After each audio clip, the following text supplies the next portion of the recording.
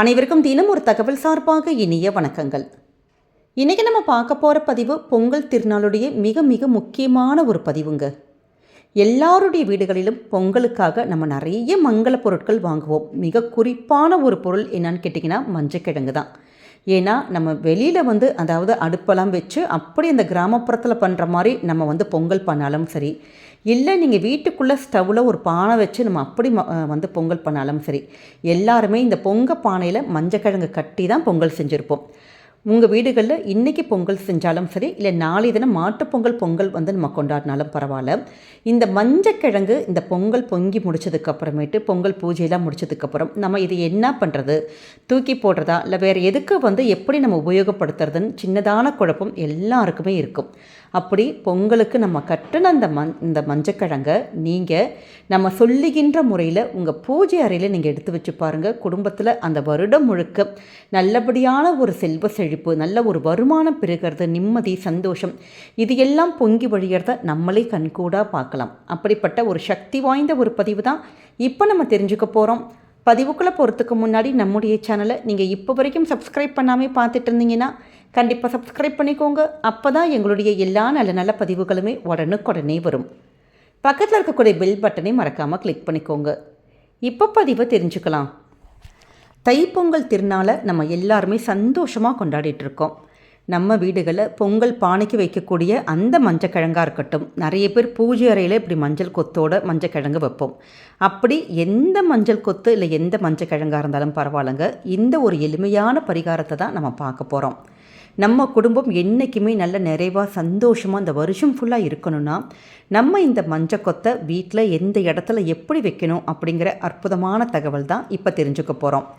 இந்த மஞ்சள் கொத்து இருக்கும் பார்த்திங்களா, அதை எடுத்து கழுகி சுத்தப்படுத்திட்டு அதிலிருந்து சின்னதான ஒரே ஒரு மஞ்சக்கிழங்கு மட்டும் நீங்கள் வெட்டி எடுத்துக்கோங்க. அதை கொஞ்சம் நேரம் வெயிலில் காய வச்சுக்கோங்க. ஏன்னா அதில் கொஞ்சம் நீர்ப்பதம், அதை நம்ம கழுகி எல்லாம் பண்ணதுனால பொங்கல்லாம் செஞ்சுருப்போம் பார்த்திங்களா, அப்போ அதில் கொஞ்சோண்டு ஈரப்பதமானது இருந்துக்கிட்டே இருக்கும். அந்த ஈரப்பதம் நல்ல சுத்தமாக நம்ம கொஞ்சம் லைட்டாக காய வச்சாலே நமக்கு சரியாயிடும். அதுக்கப்புறம் ஒரே ஒரு விரல் அளவுக்கு கொஞ்சோண்டு மஞ்சள் மட்டும் நீங்கள் எடுத்துக்கோங்க. பெருசாக இருக்கணும்லாம் கட்டாயம் கிடையாது. அதாவது நீங்கள் வாங்கின எல்லா மஞ்சளையும் இப்படி வச்சு பரிகாரம் பண்ண தேவையில்லை. சின்னதான ஒரு ஐதீகத்துக்கு ஒரு சின்ன ஒரு விரல் அளவுக்கு இருக்கக்கூடிய மஞ்சள் துண்டு எடுத்தாலே போதும்.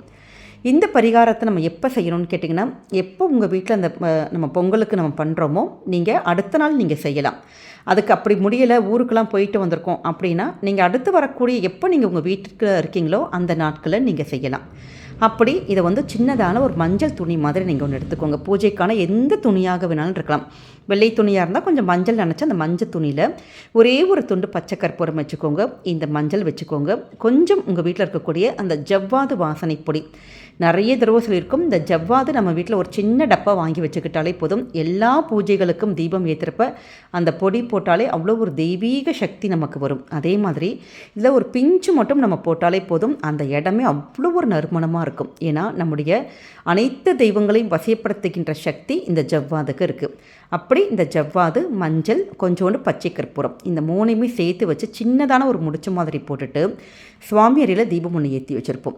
இந்த மூணுமே அப்படியே சுவாமியோட பாதத்தில் வச்சுட்டு ஆத்மார்த்தமாக நல்ல ஒரு நிமிஷம் கண்ணை மூடி உங்கள் இஷ்ட தெய்வம், உங்களுடைய குல தெய்வத்துக்கிட்ட பிரார்த்தனை பண்ணிக்கோங்க. உங்களுடைய குடும்பம் இந்த பொங்கல் அன்னைக்கு எவ்வளோ ஒரு சந்தோஷமாக ஒற்றுமையாக நல்ல ஒரு ஒரு நம்ம குடும்பமே நல்ல ஒத்துமையாக எப்படி இருந்துச்சோ அதே மாதிரி இந்த வருடம் ஃபுல்லாக சந்தோஷமாக இருக்கணும். இந்த பணவரவுக்கு எந்தவித பற்றாக்குறையும் இருக்கக்கூடாது, சந்தோஷம் என்றைக்குமே நிலச்சிருக்கணும் அப்படின்னு சொல்லிட்டு உங்கள் பூஜையில் ஏதாவது ஒரு ஆணி எக்ஸ்ட்ரா நம்ம ஆணி இருந்ததுன்னா அந்த ஆணியில் நீங்கள் மாட்டி விட்டுலாம். அப்படி இல்லாதவங்க தனியாக ஒரு ஓரத்தில் நீங்கள் இந்த முடிச்சை நீங்கள் எடுத்து வச்சுருங்க. இந்த முடிச்சானது அப்படி எத்தனை மாதமானாலும் நமக்கு கெட்டே போகாது. சப்போஸ் நமக்கு சில நேரம் அந்த பச்சை கற்பூரத்துடைய அந்த பொடியுடைய அந்த வாசம் போயிடுச்சுன்னா அந்த முடிச்சை நீங்கள் அவுத்து பச்சை கற்பூரமும் ஜவ்வாதும் சேர்த்துக்கலாம். அப்போ அந்த நேரத்தில் அந்த மஞ்சக்கிழங்கில் கொஞ்சம் வண்டு வர மாதிரி இருந்தது, வண்டு வருது அப்படின்னா நீங்கள் கால்படாத இடத்துல போட்டலாம். இல்லாட்டி நமக்கு அடுத்த பொங்கல் வர வரைக்கும் கூட இந்த முடிச்சை நீங்கள் அப்படியே அந்த சுவாமியோட பாதத்திலே நீங்கள் ஒரு ஓரமாக வச்சுருங்க. ரொம்ப ஒரு எளிமையான விஷயம்தாங்க. ஆனால் நம்ம செய்யக்கூடிய இந்த ஒரு சின்னதான ஒரு பரிகாரம் நமக்கு வருடம் முழுவதுமே நல்ல நல்ல பலன்கள் எல்லாமே நமக்கு தேடித்தரும். ஏன்னா நம்ம பொங்கல் பூஜைக்கு வச்ச அந்த மஞ்சக்கிழங்கை இப்படி இந்த எளிமையான தாந்திரிக பரிகாரத்துக்கு நம்ம பண்ணுறப்ப கண்டிப்பாக அந்த குலதெய்வத்துடைய அனுகிரகமும் நம்முடைய இஷ்ட தெய்வத்துடைய அனுகிரகம் நம்ம குடும்பத்தில் என்றைக்குமே நிலச்சி நிற்கும். அதே மாதிரி இந்த மஞ்சள் வந்து இப்படி பூஜையில் வைக்கிறதன் மூலமாக நம்ம குடும்பத்துக்கு ஒரு நேர்மறை ஆற்றல்கள், நல்ல ஒரு பாசிட்டிவ் வைப்ரேஷன் இருந்துக்கிட்டே இருக்கும். ஏன்னா நமக்கு தை முதல் நாள் சூரிய பகவானுடைய அனுகிரகத்தாலையும் எல்லா தெய்வத்துடைய அனுகிரகத்தாலையும் இந்த வந்து மஞ்சள் கிழங்கு வச்சு நம்ம செய்கின்ற இந்த ஒரு பரிகாரம் வந்து கண்டிப்பாக நல்ல கைமேல் பலன் கொடுக்கும். அதனால் நம்பிக்கை உங்களுக்கு இருக்குது இந்த பரிகாரத்து மேலேனா கண்டிப்பாக நீங்கள் ஒரு முறை செஞ்சு பாருங்கள். அதனுடைய அனுபவ பலன்களை நீங்களே உணரலாம். ரொம்ப ரொம்ப சக்தி வாய்ந்த ஒரு பதிவு தான். நிச்சயம் உங்கள் வீட்டில் செய்யுங்க. அதே மாதிரி பாக்கி இருக்கக்கூடிய மஞ்சள் நம்ம என்ன பண்ணலான்னா, நம்ம எல்லா மஞ்சளையுமே கழுகி தான் காய வச்சுருப்போம். அதை லைட்டாக நீங்கள் பொடி பண்ணி நம்முடைய சமையலுக்கு நீங்கள் உபயோகப்படுத்திக்கலாம். நிறைய பேர் வந்து பூசி குளிப்பாங்க. அது மாதிரி உங்களுடைய அன்றாட நம்ம வேலைகளுக்கு நம்ம எடுத்துக்கலாம்.